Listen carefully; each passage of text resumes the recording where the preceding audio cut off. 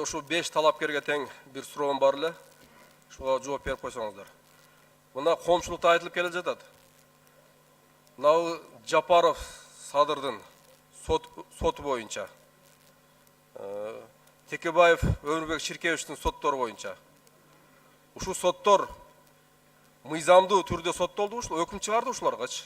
Шуну айтып берсеңиздер сиздер. Себеби дегенде сиздер ушул жогорку сотко бара турган судьяларсыздар дачы.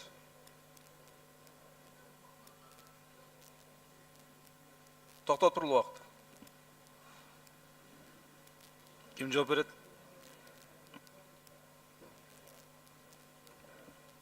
Зиядин Исламович, бул эме боюнча биз жана айтып кетпедик, соттор мыйзамда конституцияда көз карандысыз саясаттан сырткары болуш керек депчи.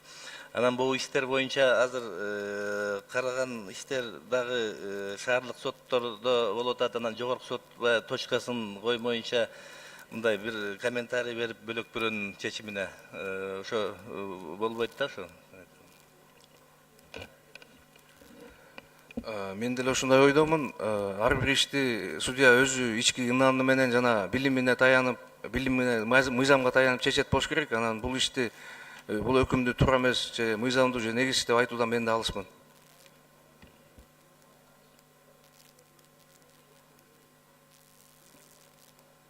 Жооп алдыңызбы?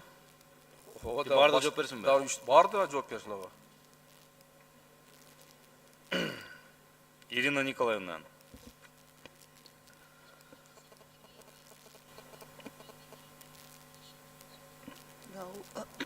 Уважаемый Зиядин Исламович, решения, которые были приняты в отношении по этим уголовным делам, в отношении Садыра,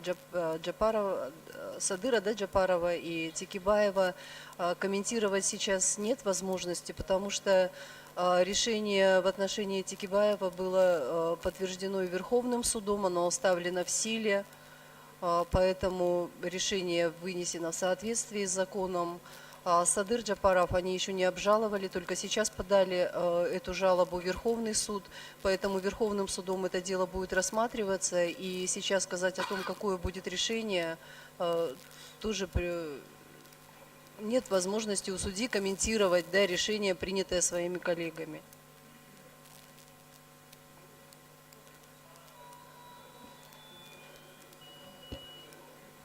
Зиядин Исламович, рахмат сурооңузга.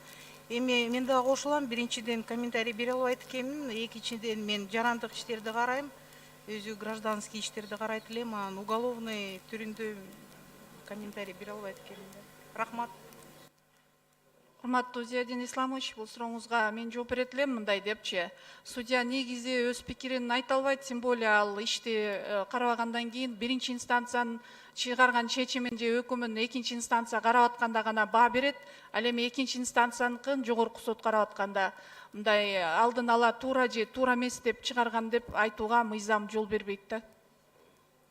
Анда урматтуу талапкерлер мындай да. Азыр сот эмес, жөнөкөй карапайым элдер да айтып атат. Бул өкүмдөр туура эмес чыккан депчи. Мен силерден убайын дедим эле, жок дегендечи. Бирөө жарым ошону туура эмес болду эле деп айта албай жатасыңар да. Ал судьялар да силер ошол судьялар болгон. Келгенде ошол мыйзамдыкты сактайбыз. Биз мыйзамга жана конституцияга баш ийебиз деген соттор ошолор дагычы. Мана сот болуп баргандан кийин ошол заказдарды аткарып, ушундай туура эмес өкүмдөрдү чыгарып отурат. Андан кийин мына биздин арабызда биздин кесиптешибиз бар. Зулушев Курманкул деген. Билесиздер, бардыңыздар. Ушул киши дагы ушу депутат болгон, сот болгон. Канча жылдар судья болуп иштеген. Ошондуктан мен сотторго да кайрылып кетет элем да. Ошондой тапшырмаларды, заказдарды аткарбасаңар, сот болбой калсаңар да силердин турмушуңар өтөт. Мыйзамды так сактай турган болсоңор, мына азыр мына депутат болуп отурат ушул жердечи. Заказды аткарбай, ошо мыйзам негизинде чыгарган сот ушул сот мына. Ошондуктан сот болуп эле өтүш эмес.